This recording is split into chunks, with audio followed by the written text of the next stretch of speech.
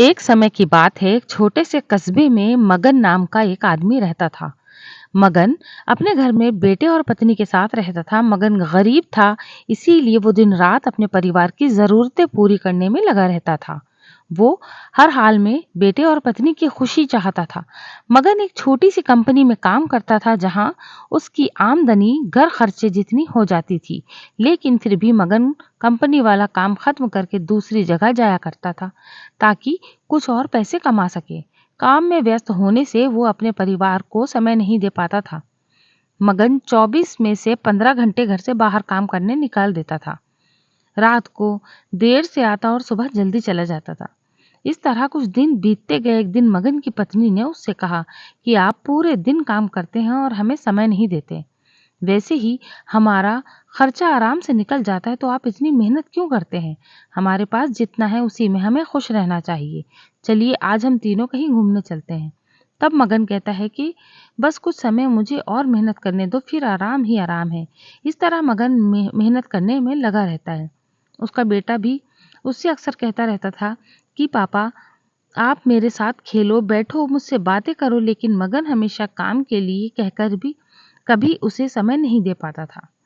कुछ समय और बीता। अब मगन की किस्मत चमकी। मगन की नौकरी जिस कंपनी में थी, अब उसका मालिक बन गया। मगन को मैनेजर बना देता है, क्योंकि मगन काफी समय से वहां काम करता था और अब वो मालिक का विश्वास पात्र बन गया था। मैनेजर बनने के बाद मगन बहुत अमीर हो गया। उसकी आमदनी अच्छी खासी थी। अब वो कुछ भी खरीद सकता था। उसकी गिनती धनी लोगों में होने लगी।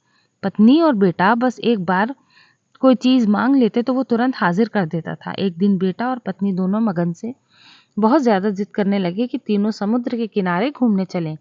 मगन कहता है कि ठीक है, आज चलेंगे, लेकिन मुझे कंपनी में थोड़ा काम है, इसीलिए तुम दोनों समुद्र के किनारे पहुंचो, मैं सीधा कंपनी से काम खत्म करके पहुंचता हूँ। पत्नी और बेटा दोनों वहां चले जाते हैं। तभी समुद्र में बहुत बड़ी सुनामी आ जाती है और आस-पास के लोगों को भी बहा ले जाती है। पत्नी और बेटा दोनों पानी में बह गए। जब मगन वहां पहुंचता है तो ऐसी हालत देखकर घबरा जाता है। उसने हर जगह देखा, लेकिन सब कुछ नष्ट हो चुका था।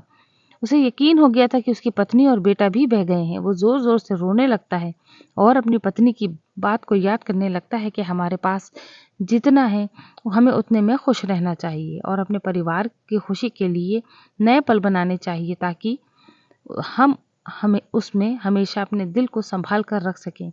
पैसों का क्या है, कभी होंगे तो कभी नहीं होंगे। सीख, हमेशा अपने परिवार के साथ समय निकाल कर बैठना चाहिए।